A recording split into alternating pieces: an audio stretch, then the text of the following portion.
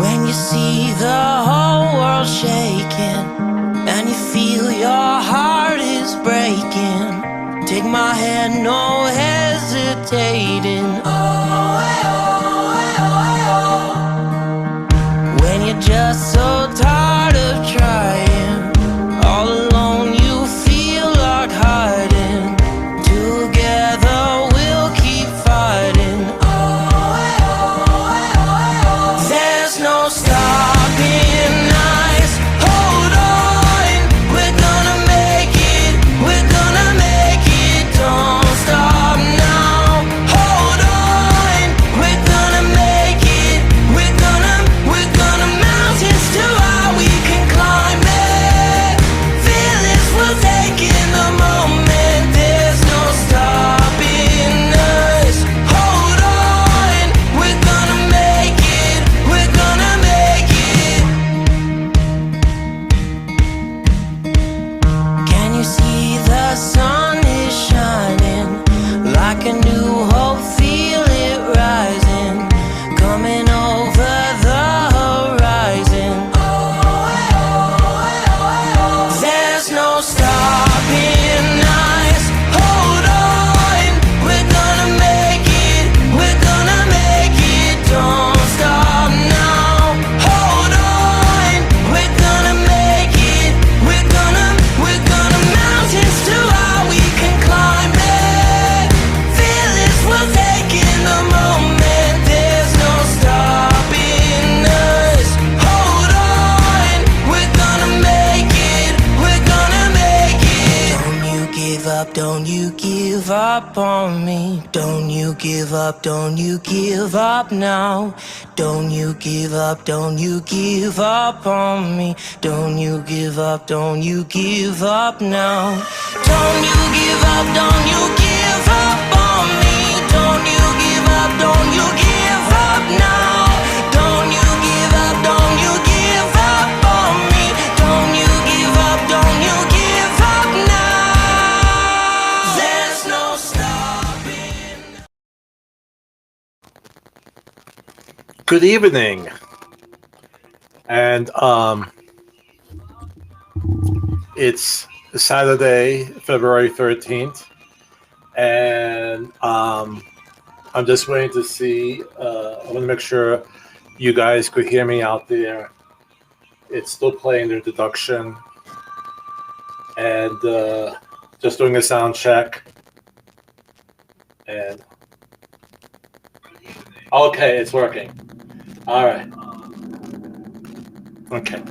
All right. So it's Saturday evening, and very rainy. It's been raining a lot the last few days. We're all getting tired of it, and there's something going on with one of the. I don't know if it's the mask or whatever, but I thought I would start off because tomorrow is Valentine's Day, and I thought I would get us in the mood. Let's see here.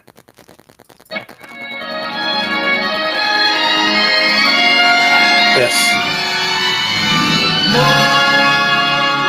I hope you hear it.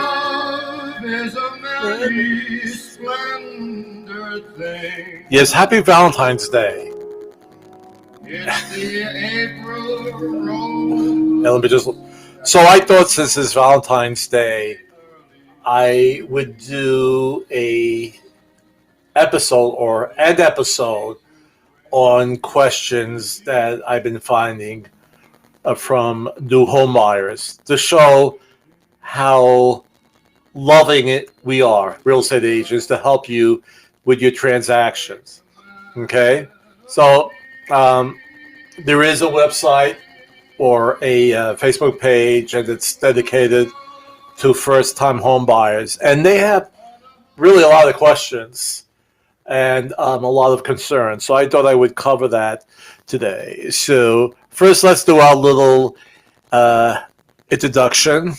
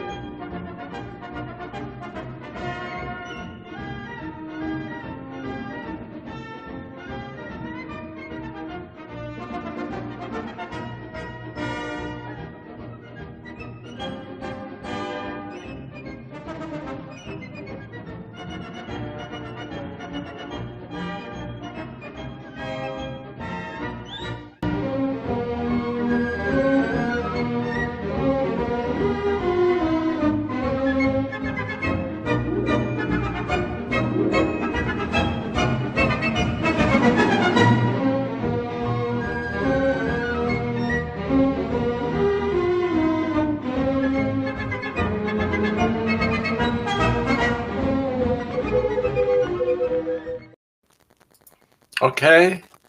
And here's the nice little rose petals coming down to help us celebrate for Valentine's Day. Okay. All right. So,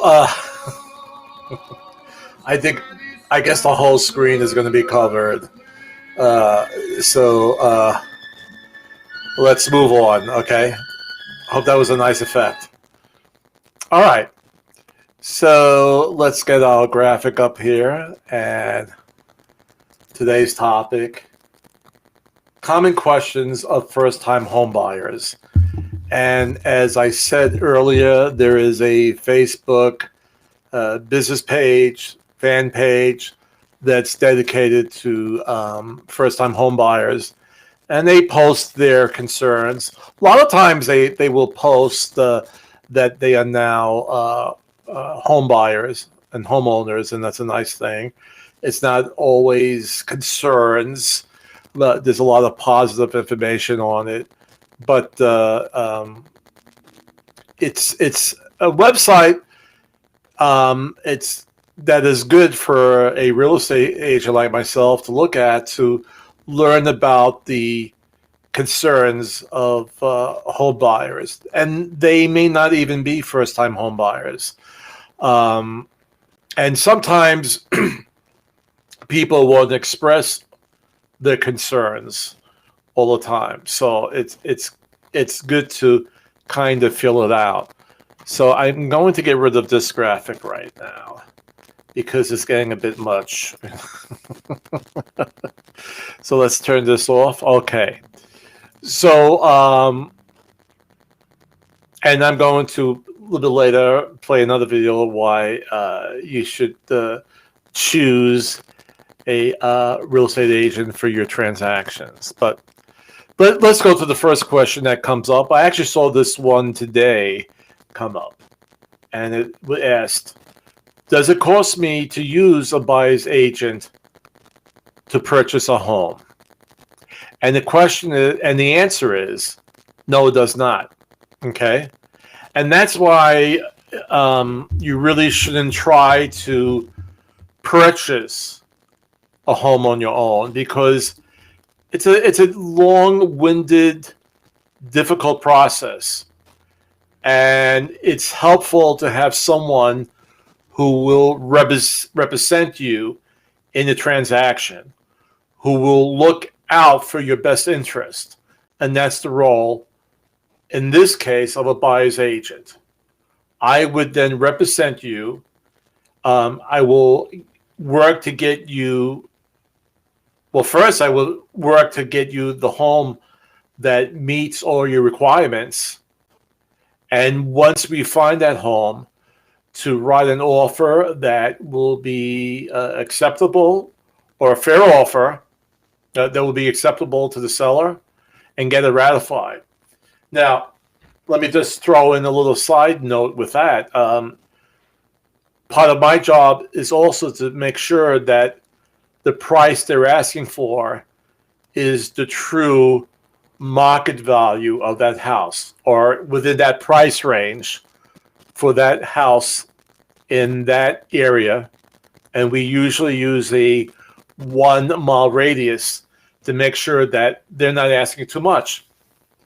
And actually, with today's buyer's market, seller's market, a lot of the sellers are pushing the envelope on this, because, as you will see in another question that's coming up, we are in need of housing inventory, right?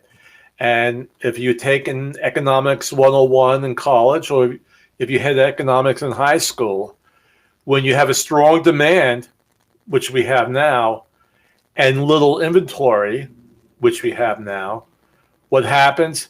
It pushes prices up. And that's exactly what's happening now. But a lot of sellers, and all right, I won't say a lot of sellers, but they're pushing that envelope. They're actually going a little too high. And the appraisers are catching up with that, because they don't want this to happen. what happened in 2007, 2008, where a lot of houses were overpriced, and then we had the crash, and then that's a whole other live stream episode. Okay, so the appraisers are doing their best to keep it under control. Yes, of course, prices will go up because of this economic formula, but it can't go overboard. All right, that's when it's going to start hurting the economy if something goes wrong, with the job market, with the stock market, and so forth. Okay, so it's my job to make sure that you are offering a price that's a fair price, okay, and doing my best to get it ratified. All right.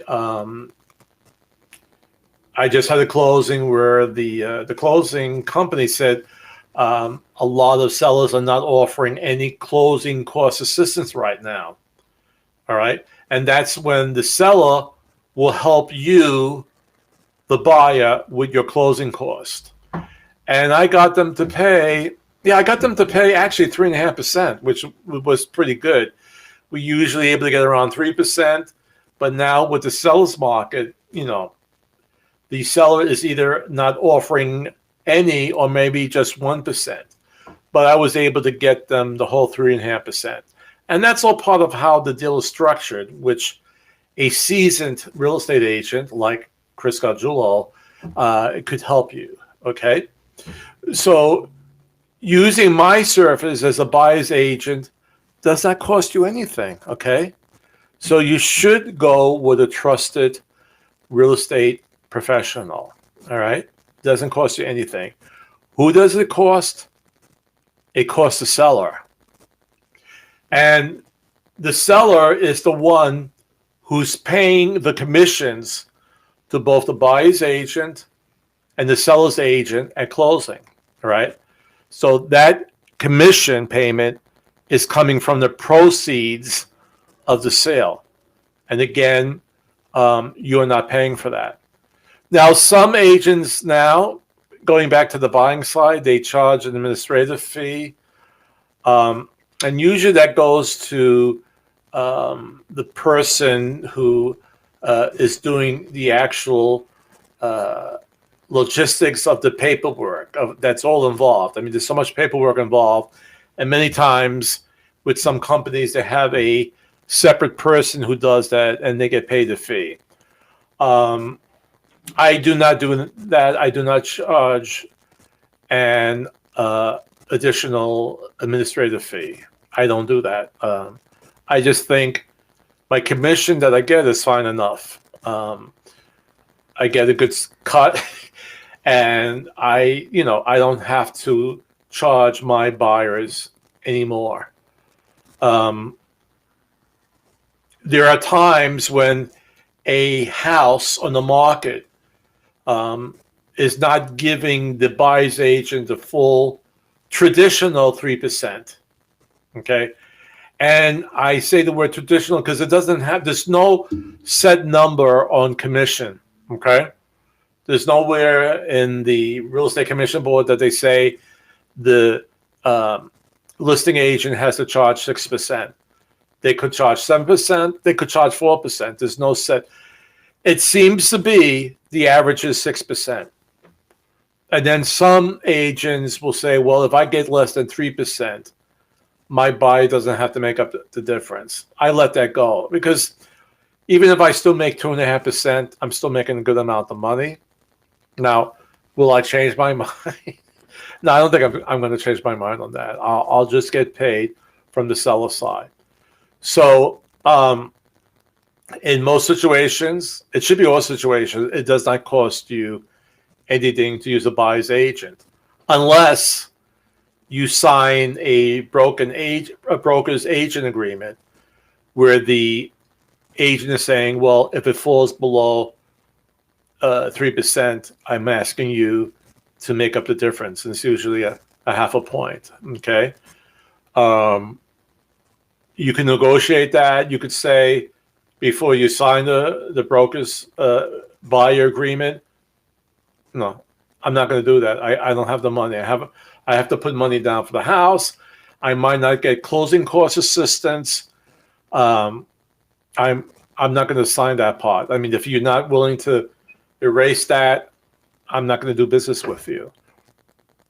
Okay. Generally, it doesn't cost you anything to use a buyer's agent, but there are some circumstances if their commission goes below 3%, you will have some agents who will ask you to make up the difference. I don't do that. All right. Let's look at question number 2. Very common. And I've been seeing this not just once, I've been seeing this quite often on the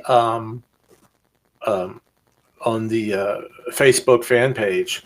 Why are so many homes already in contract? That people are saying, I'm going out to see a house and there's already a contract on it. You know, we call one day, we make an appointment to go the next day, and it's already in contract. And again, it's going back to what's happening right now. There's a strong buyer's demand, which on one side, that's good. It shows that the economy is still a bit strong. Not for everybody, but for a good portion of people, their jobs are good. They haven't had any loss of income. And the ones who are in the market now are true home buyers who are ready to sign a contract now. They're not just like filling out the market, seeing how it's going, getting a touch, a feel, I'm dipping my toe in the water. No, they're ready to buy now. But we have a shortage of homes right now. Why do we have a shortage of homes? Because of COVID-19. Many people who are still living in their homes, they have not moved yet, have concerns about having many people walk through the house. So they're holding on. They're staying longer in their homes. They're putting that goal to move to another house, maybe to move to a larger house. They are putting that on hold right now because they just either don't want people walking through their house all the time, like having open houses, or themselves, they don't want to right now go out and look because of COVID-19. And as I have said many times in my live streams, 2 things we have to get done is to get in control of COVID-19, which I believe we are. We're getting on the right path. Can more things go wrong? Of course, more things could go wrong, but I'm seeing some light at the end of the tunnel. And this secondary stimulus package has to go out soon to help a lot of people. They have to extend the people being evicted from rentals, from being foreclosed upon. All of this has to happen to keep the ball going. Don't forget, if people are renting and they're not making their payments, the owner, who may also have a mortgage on that house, is having difficulty now making their mortgage payments. All right, so it's like a domino effect. All right, one thing affects the other. So that's why this new stimulus package has to come into fruition as soon as possible. And I see this. I just had this with one of my clients right now. My loan officer said I was pre-qualified. Why am I being asked for more paperwork? All right. Now, you get pre-qualified before you actually have a contract. And what does that entail? Well, you spoke to the mortgage loan officer over the phone. You told them, I make such and such a year. All right. I have so much money in the bank.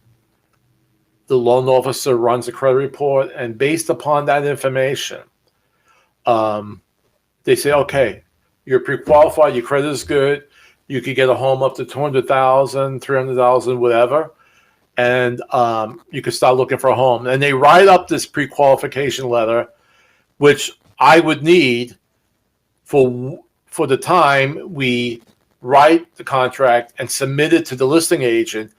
There has to be a pre-qualifying letter that accompanies the contract. All right. Now we go and we have a ratified contract. Now you go into the loan officer's office, and you might have done this already, but now the clock is ticking. You got to bring in all your paperwork. You got to bring in your last 2 years of your income statements, your tax forms.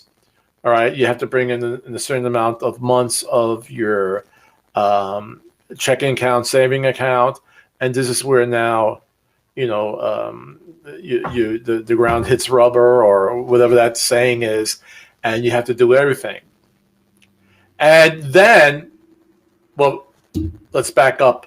The loan officer gathers all that information, and now they have to send it down to underwriting.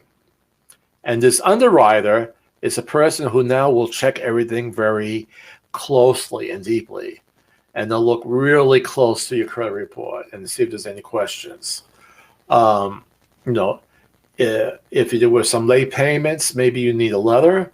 If you have some medical bills that are not paid, maybe you'll need a letter. Maybe you need to show some sort of payment agreement to satisfy the underwriter. One very good example I had where he was pre-qualified, but once we had a contract, he was no longer qualified because he owned property in the Caribbean, which were used as rentals. And the people who rented the houses in Caribbean just put money into his bank account, cash. So there was no checks going in on a regular basis that could establish that he has a steady flow of income from these rentals. So that could not be validated, and he no longer qualified for the loan. So again, don't get flustered if all of a sudden the loan officer calls you, like after you have a ratified contract, and saying, well, the underwriter is asking for this and for that. All right. They're just doing their job, and they just need verification on different items. It's not always a situation where you have to get nervous. It's just paperwork that they need just to prove or validate the income. There's also a lot of paperwork involved when there's a divorce, and who pays what and who's responsible for what. Okay?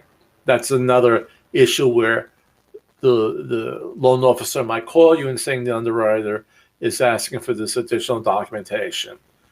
Don't get nervous. Just do what the loan officer says, and 99.9% everything will be okay. Okay? Something like this, we actually had a show on this. Do I need to put 20% down to purchase a home? And no, you don't. Okay? Now, the benefit of putting 20% down, you avoid paying something that's called private mortgage insurance or mortgage insurance. So the bank always feels the most comfortable if you could put 20% down and you have more stake in your property, right? You have 20% down. And the more you put down, the odds of you foreclosing or going into financial, you could always go into financial difficulty, but having more equity in your house by putting down at least 20% gives the bank more of a sense of assurance. Okay, so when you put down less than 20%, that deal is a little bit more shaky for the bank. It's not a bad deal, but they need a little more assurance on their side. So what do they have? They have private mortgage insurance. Now, years ago, and not like 20, 30 years ago, but I would say, I guess this law change, or this dealing with the FHA and Fannie Mae changed maybe about 7 to 8 years ago. But there was a point where once you got 20% equity in the house, paying down your mortgage, and there might be you taking 10 years or whatever, 8 to 10 years, 5 years. But once you reach that point of having 20% equity, they dropped the private mortgage insurance. But they don't do that anymore. You have that private mortgage insurance until the end of your mortgage, until the 30th year. Now, once you have 20% in the equity in the house, you could then refinance with a conventional loan, and you'll be fine. You won't need it. I mean, actually, I imagine, and I'm going to leave this for my loan officers. I imagine if you have 20% equity in the house, you could still use Fannie Mae or FHA. But it seems like whenever a person refinances the house to get rid of the mortgage insurance, they usually go conventional. But I'll leave that up for my loan officers, whether or not you have to. You might actually get a better rate, okay? Maybe yes, maybe not, depending on your credit, your credit report and your number. But I'll leave that up for my mortgage professionals. But in order to drop the private mortgage insurance, you would have to refinance if you first purchased with a FHA or Fannie Mae. But if you purchase with a Fannie Mae, which is 3% down, or an FHA mortgage, which is 3.5% down, that's all you would have to put down, right? So on a $100,000 house, 3% would be $3,000. 3.5% would be $4,500. Okay. Also, in the state of Virginia, we have a VHDA program, which is for first-time home buyers, where you could get 100% financing. Okay, you don't have to put anything down. It'll be based upon your credit.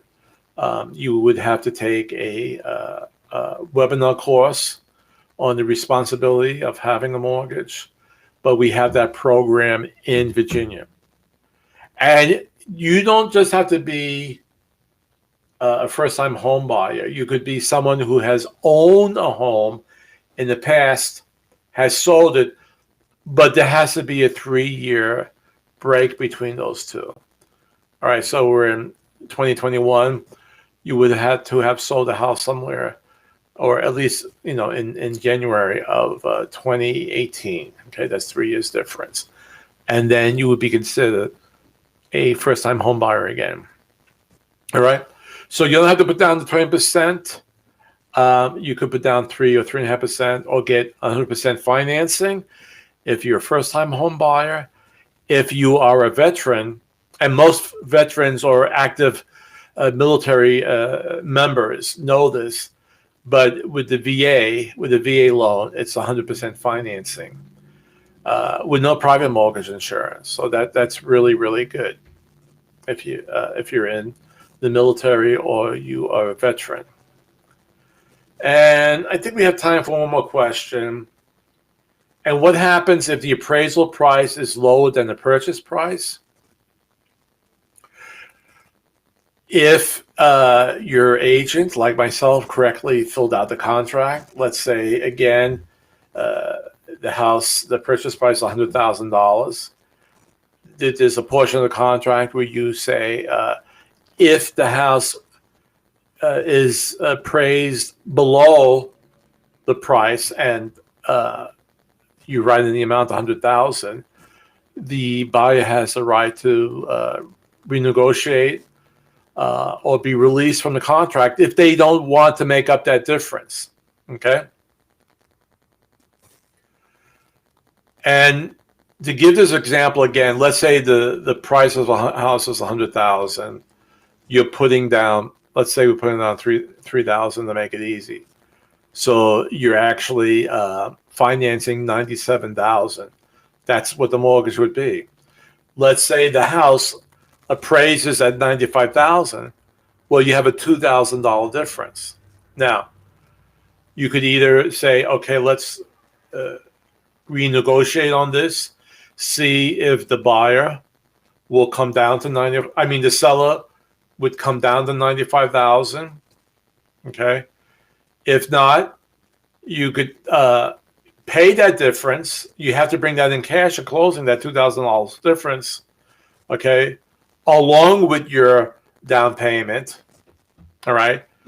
If you can't negotiate it, if you say, well, I have an extra 1,000, can we make 1,000? And you drop it to, 99, whatever. If you can't negotiate that, you have the right to be released from the contract with no retribution. In other words, you get your earnest money deposit back. And that's another question. What's the EMD? In Virginia, it's usually around 500. EMD is short for earnest money deposit. When you write the contract, you submit an earnest money deposit or earnest money check. That money is only deposited when you have a ratified contract, and then it's held in escrow. Okay, you don't lose it. That at the end, that could go to your closing cost. If you have all your closing costs paid for, and you don't owe anything else, if you paid for your appraisal, blah blah blah, you will then get that check back at closing, or that amount back in closing. Okay. With today's market, where it's a seller's market, a lot of people, meaning buyers, are paying that difference, unless it's really outrageous. But they're making up that difference, and that's entirely up to you, the buyer, if you want to do that as well. Okay. So with that, there's a lovely video on why you should choose a real estate agent like myself. It's Thanksgiving, not Thanksgiving, my God. It's Valentine's Day weekend. And why should you choose a real estate agent?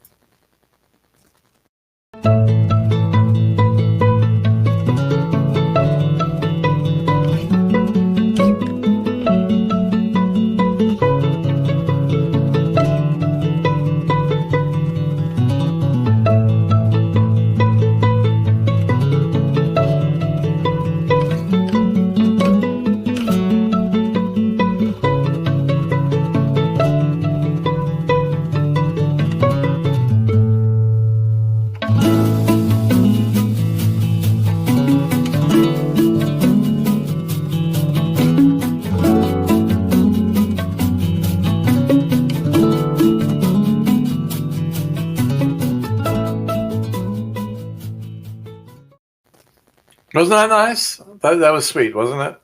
Okay, I think I hear my my producer Leonard Patapkin calling me. I believe we have a special celebrity in the audience. Is that true, Leonard? Chris, great news. We have a special guest in the audience. He is an American film and stage actor. His performances in classical Hollywood cinema films made him an American cultural icon. In 1999, the American Film Institute selected him as the greatest male star of classic American cinema. Ladies and gentlemen, Mr. Humphrey Bogart.